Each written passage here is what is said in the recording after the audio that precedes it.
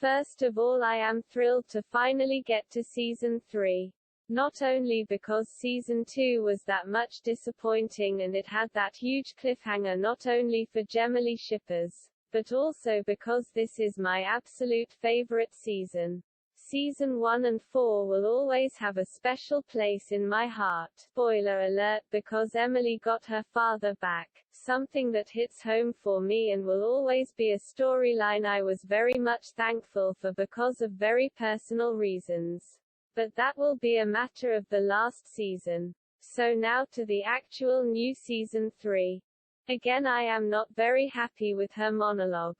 Since season 1 they became really shallow. And even worse in season 2 it seemed not always that fitting towards the episode title nor the actual plot in the episode.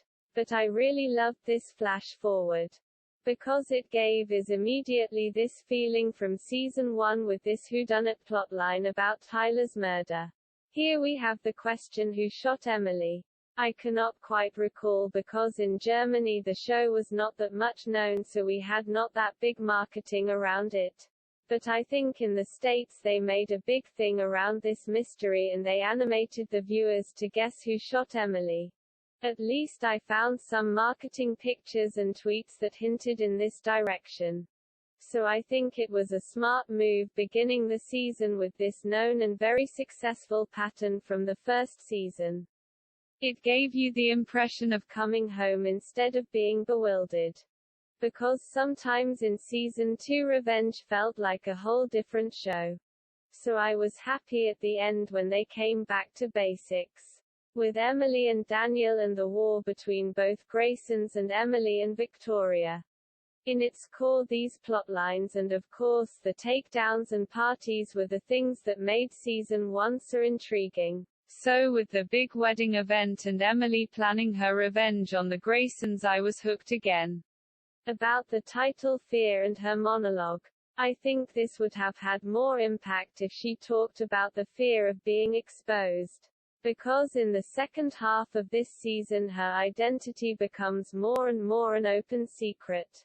I think besides Conrad, spoiler alert, who dies before knowing his daughter-in-law is in fact the daughter of his victim David Clarke. Everyone knows in season 4 who Emily really is. Even Ben, spoiler alert, the police officer Emily is dating in that season, gets to know her real identity. So truth, or better her true identity being exposed, is the one thing Emily is more afraid than of anything else. Including dying. Which was a great cliffhanger itself. Cause if season 3 was the last season it would have been likely that this could have been Emily's end. Dying on her mission to take down everyone who wronged her father. Would have been a sour end but a likely one. Even still in season 4. About her dress and the boat I will talk in a later episode. Cause we will get back to this evening in the wedding episode. One thing to wrap this up. It was clever that they not only made a secret out of who shot Emily. Even more interesting for me was to whom she was saying sorry and why. Cause after season 2 she has very much people who would deserve an apology. First of all Aiden, cause she did not go with him and gave up her revenge like she planned to with Jack at the end of season 1. She even not considered it and made no attempt to keep Aiden by her side. I mean, she would surely have the resources to find a secure hiding spot for him. Then there is Jack, who is always pushed aside and was kept in the dark by her for a very long time. And Daniel, who was lied to and fooled by her even longer than Jack. Nolan, who was always something like a tool and plaything for her in season 1 and 2. Not to forget Charlotte, her half-sister, who was maybe the most betrayed by Emily cause she did not tell her who she was, so there was very much room for speculation who shot Emily and to whom she was saying sorry. Anyway, I loved the whole theatrics of this scene and the transition with Emily lying in the sun unharmed. But before these events, about happy Emily and Daniel. I like that they make us see how unreal and fake Emily's and Daniel's relationship has become. From the beginning with this kiss, their life together feels like a commercial. I like the boho style of Emily with the hat and the sunglasses. And the glittering water of the pool. Just a perfect location if you cannot shoot a French Riviera or at Italian coast. The only thing that was more fake and a bit disturbing was this scene with Victoria and Patrick. At first I did not get it because at the end of season 2 they never showed us his face, so I really thought Victoria was riding with her new affair and not with her son. I do not know if they do this on purpose or if it is just in our naughty minds cause Justin Hartley is just so handsome. But they have this underlining attraction between the two that is more than just a mother-son affection. About Charlotte's new look. I like that Charlotte is a little bit more edgier this season. Seems she is trying to fill in the whole Ashley leave. Again, I do not like her being that spoiled. But I love that she is finally questioning both of her parents. Her journey in season 3 and 4 was not all bad. And I am happy that they abandoned the plot with her teenage pregnancy. I will never understand what they wanted to achieve with this. So as tragic and psychic baggage a miscarriage because of Declan's death might be. I was glad that we still have just one baby on the show, Formander's and Jack's son Carl. Charlotte coming from Europe was no big surprise, her staying in Paris either. Cos Victoria seems very much attached to France and Paris. And that she graduated there like her mother who abandoned her son Patrick for a scholarship in Paris was a nice little reference to the fact that most rich kids just take the easy way. By using connections of the family and following their parents' footsteps. So no surprise here. About Emily picking up Nolan. This is one of my favorite scenes with the two. I love that Emily brings it up how he waited for angry teen Amanda when she was released from prison. And this genuine embrace is a favorite snippet of mine which I use in almost every Emily and Nolan video. Funny that he wears the same hoodie as she when she was released from prison. Maybe this is something all prisoners get before they leave. I do not know how the procedure is either in Germany or in the States. As nice as this little scene is, I do not like that we never got to see how Emily visits Nolan in prison. I know they had to make a time jump because of the flash forward. But could they not include some flashbacks? Or just go further back in time? We neither see how Jack reacts after Emily told him who she really was, not how Emily gets Nolan out of prison. Nor what happened to Aiden after his fight with Daniel. And how Victoria and Patrick got that close so fast after all those years in which Victoria did not give a damn about her firstborn son. The only thing I was thrilled to hear from Emily that she would never utter a word about the initiative. Funny that it was the first picture they released for season 3, so they finally buried this annoying plot with the end of season 2. As much as I hate that Nolan retells us everything that happened in and since the finale, I love this organic transition to show us Nolan's new home. The surroundings look really nice and I was thrilled to see the rest of it since they make it a secret until his housewarming party in episode 3 I think. Anyway, it is nice to see them celebrate even though they have nothing to toast to yet. And her promise that she will take down the Graysons this time set the bar really high for this season. Even though you can assume that she will have major roadblocks again, you could tell by the first scene that either she would succeed or die at the end of this season. About Conrad being governor. As he won the election, I really could not believe it. I always thought Emily would find a way to prevent this. This scene is in the same way funny, ridiculous and tragic.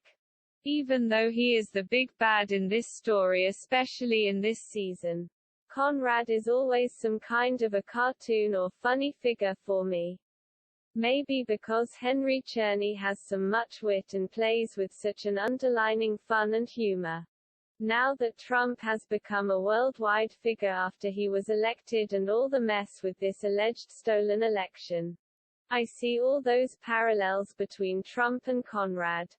The Grayson Global Building in New York and Trump Tower. Conrad and his illegal business practices and Trump University. Finally, a wealthy businessman trying to pursue a political career. So this scene with Conrad being not content with his governable portrait reminds me very much of Trump's big ego. About Ashley. Odd that she did not left at the end of season 2. Normally their contracts end with the season. But I guess she wanted to wait till her new job as lead of the Salem show was set and done. I must admit I did not miss her this and in the next season. Her plotlines were much stronger in season 1. First because of all the mess Tyler made, and second because she was closer attached to Emily and Victoria. So she had more screen time than in season 2. I was more noticing her outfits than her actual plotline. Anyway, it was predictable that Ashley would leave like this, trying to get the most out of her relationship to the Graysons and Emily. Even though it was in her character, for me it was shabby that Ashley is trying to blackmail Emily. It seems like a last desperate attempt to secure her positions in the Hamptons. Anyway, Emily can be happy that both Ashley and Victoria just think she is a fraud and out for the money of the Graysons. Till now even Victoria has not the slightest suspect that Emily could be the mastermind behind everything bad that happened to the Graysons and their allies lately. About the new addition Margaux. I like that we expand the French theme with her being from France. Her and her father's storyline in this season was very much intriguing. I also like that she brings in fresh air and new style. Her hair and styling is really different from the rest of the cast. Especially in season 4 she was the best dressed in the show. What I disliked is that she is going after Daniel right away. I know that they try to establish they have history because Conrad was a business partner of her father Pascal. But that is not enough reason for me that she is still attracted to Daniel. Though it is interesting that for now he still is faithful to Emily. This might be another underlining theme in the first half. That Daniel's feelings for Emily are at first slowly but later very rapidly are changing towards hate. A theme I really enjoyed this season was the question how far Emily is willing to go and if she is capable of feeling remorse.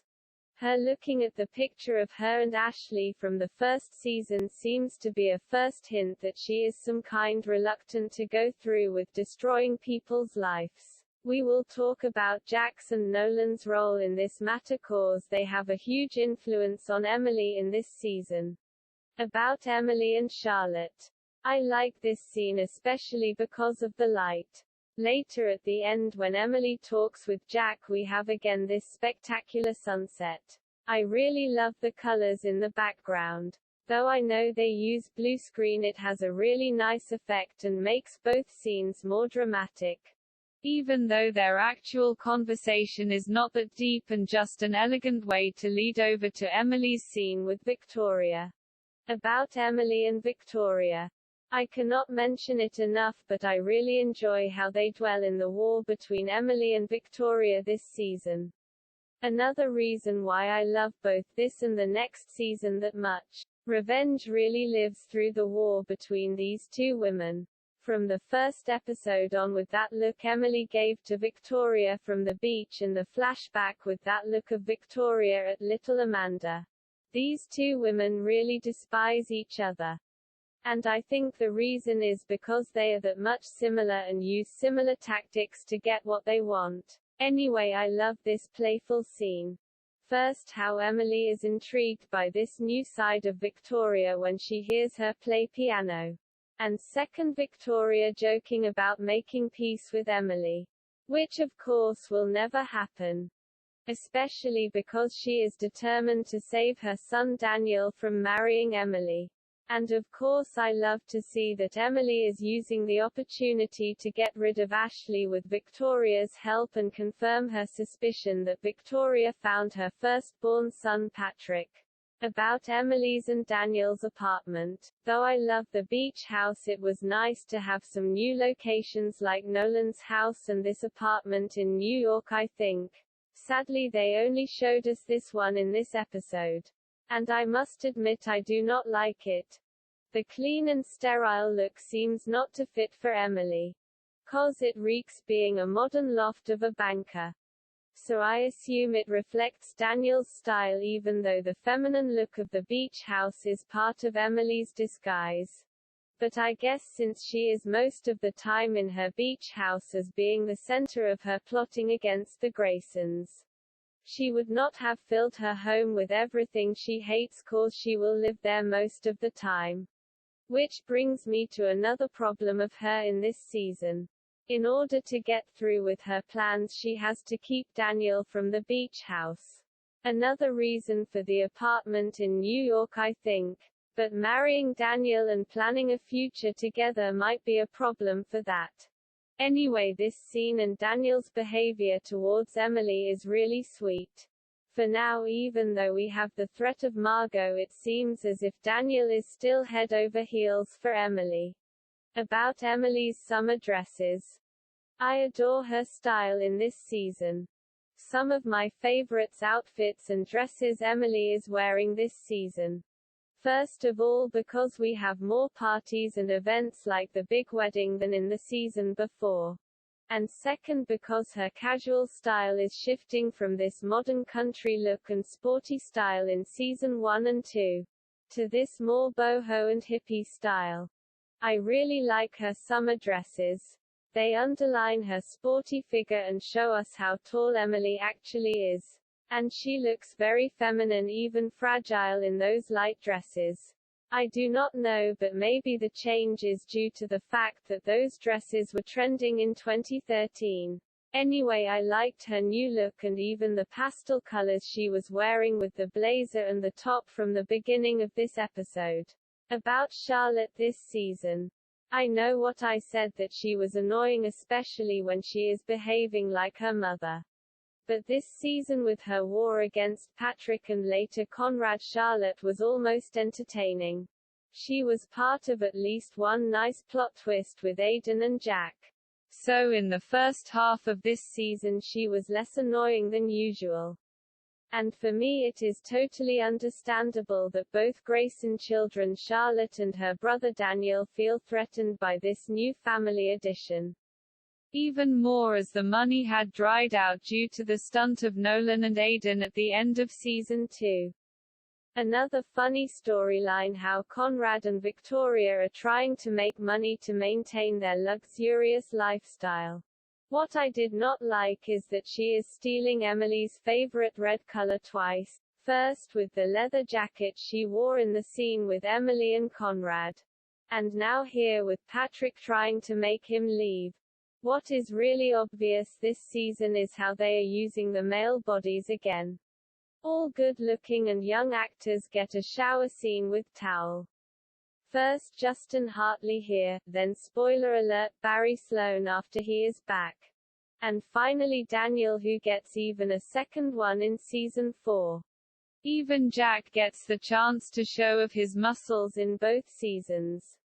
First in the morning, spoiler alert, with his girlfriend Margaux. And then in season 4 when he is in LA at the pool. With someone who gets introduced later this season. So the meat market is on again. At least this time not with the women.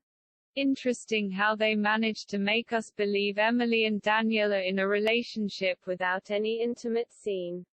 But I strayed too far. I just love her grown-up look and behavior.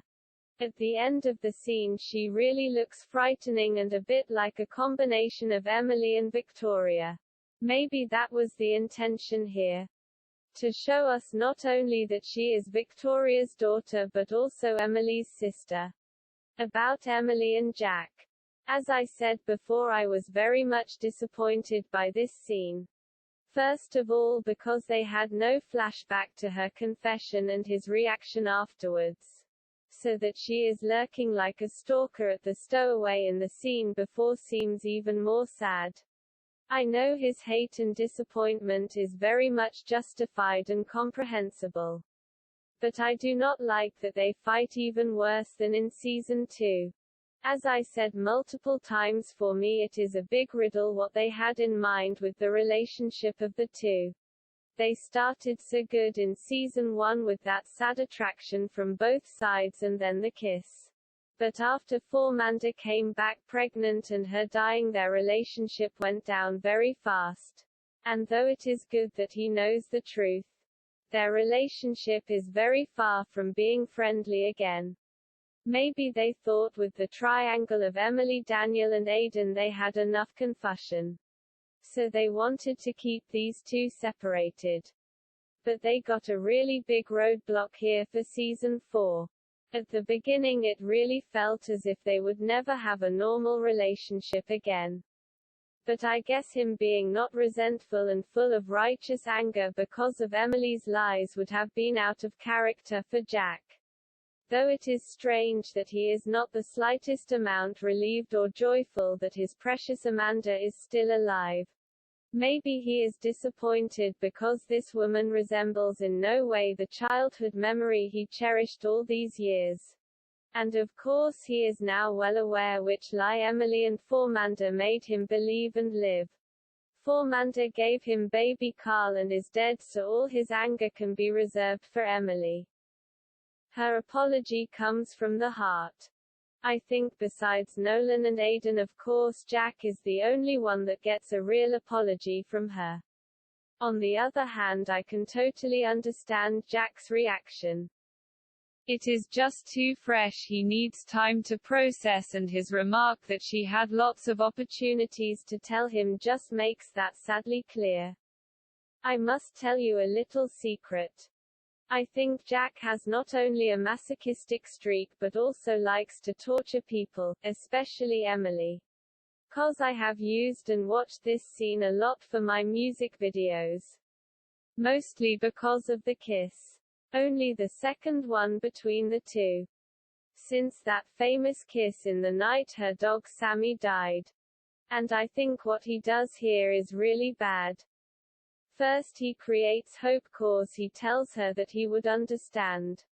He even kisses her only to destroy her hope with this very rude quote. But I didn't know how I felt about you till this moment. And I'm sorry. I just don't feel anything. I know you have to keep in mind that she is still together with Daniel and her plan is to marry him to take the Graysons down. And the writers obviously want to give the Gemily fans something. But from Emily's perspective this is very unfair. And I think it is some kind of revenge for him that he can now manipulate her this way around. Oh, and I think he lies on purpose. 'Cause if he really did not have any feelings for her he would probably not have done this. I give him credit that he is disappointed and maybe even hates her right now. But it is never true throughout the whole show that Jack has no feelings at all for Emily. At least I was relieved that he did not want to interfere with her revengenda. 'Cause by now he must know that spilling her secret could mean prison or worse, death for her. About Victoria and Patrick again. Though I did not like how his storyline played out. This relationship was intriguing. As I said before, there was always some kind of attraction between the two. If on purpose or Madeline and Justin had just such a great chemistry, I do not know. But it is a strange mirror and exaggeration of her relationship with Daniel. 'Cause it seems every girlfriend of him is not good enough for her just because she is a rival for Daniel's love and attention. It seems as if her male children filled the vacancy David left when he was imprisoned. About Emily's new dress for the takedown. I do not quite like this one, but it is interesting with the golden embroidery and the asymmetric red fabric. She looks very classy and high class in this dress. And finally she is wearing an updo again. I like how strict and formal her look is. And again Emily delivers two of her internal jokes. First by saying it feels so much longer than 3 years she is knowing Daniel. which is actual true cause she was stalking him as preparation for her revengenda. What he never knew if not Victoria told him till the last season.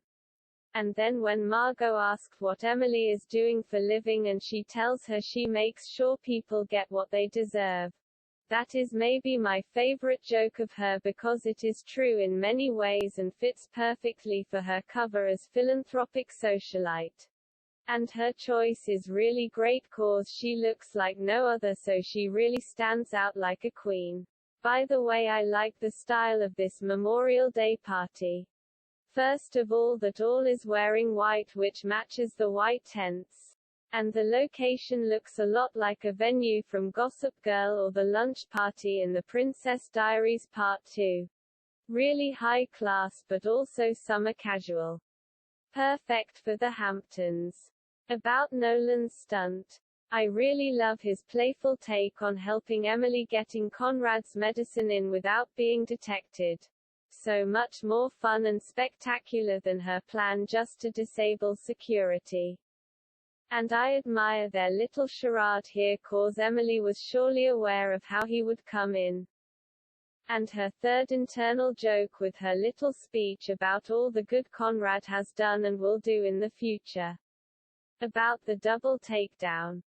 This really feels like coming home after that horrible second season. Finally, Emily is focusing on the Graysons and taking all her obstacles down one by one. I love how elegant she combined her takedown of Ashley with this. First arousing suspicion in Victoria's eyes, and then making Ashley look culpable cause she was talking with Conrad's doctor. The diagnostic of Huntington disease and Conrad's demise as governor was just the cherry on top. Kudos again for her research skills.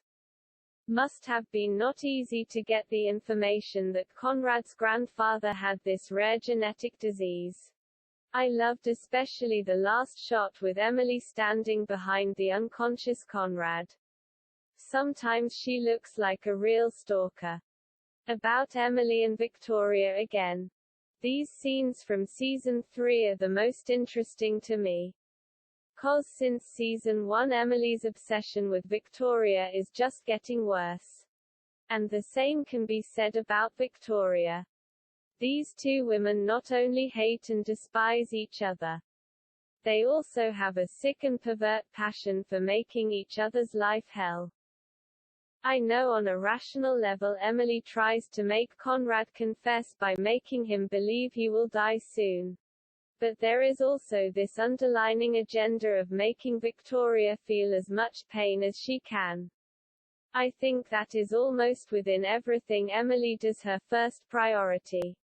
Very much like Victoria in the second half of season 3 and for most of the time in season 4.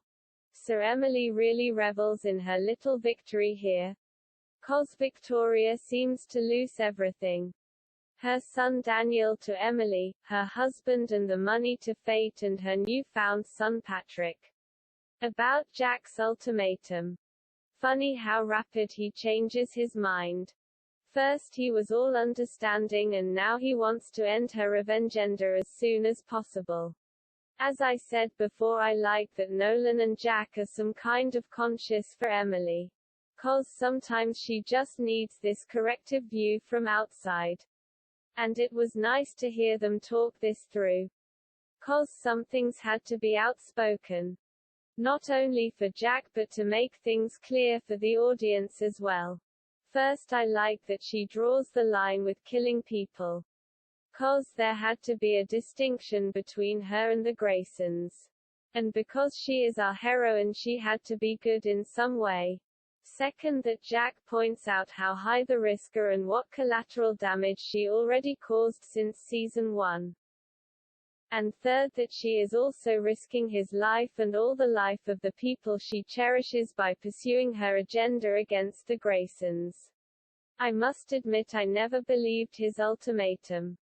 I know they needed something so that she had some kind of pressure to go through with her plan. But I never believed for a second that he would bring Emily in such danger by revealing her true identity. Anyway, it was the frame they chose and we have to accept it. 'Cause this time frame sets everything else in the first half of this season in motion. About Ashley's takedown. I like this little tribute here. First, that all three women get together to make this last scene with Ashley so special. And second, Ashley's white dress that looks like a reminiscence to Madonna's bra at the Blonde Ambition tour. A nice homage to strong women and girl power from the Queen of Pop. Last but not least, I love how quick Victoria's smile is gone when she looks at Emily. A subtle hint to the ongoing war between these two powerful women. About Emily and Daniel again. I must admit it is some kind of sad that she makes him believe he is doomed, too. This can prove two things. First, how determined she is to take his family down. And second, that she is not at all emotional attached to Daniel and gives a damn about his feelings and fears. Anyway, I like this little scene. At the beginning of this season he is still very sweet with Emily and seems to be very much in love. And she is at least faking her concern about Daniel's father. Here comes the last internal joke for this episode. Her wedding date August 8th. At first I did not get it and needed Nolan's little hint with the double infinity symbol. About Nolan and Emily celebrate at the beach. This maybe was my favorite scene from this episode. Besides the takedown, of course. I like the renewed tradition from the season 1 finale. It is just so normal seeing them celebrate with wine or champagne. And again the resolution of the takedown at the end. That makes this episode really feel like the best ones of the first season. About Aiden being back. I must admit, as much as I hate the idea of Aiden being Emily's enemy, this was an intriguing idea. Spoiler alert. And even though I was relieved that they cleared this one up very quickly. They could have worked with the double deception a little longer. But that is something for the next episode. Unlike the first episode of season 2, this felt really good. And like coming home from a long and exhausting journey. Besides the pilot, of course, this was my favorite season opening. And one of my favorite episode of the show. So in my opinion, a very good restart and kickoff for this season.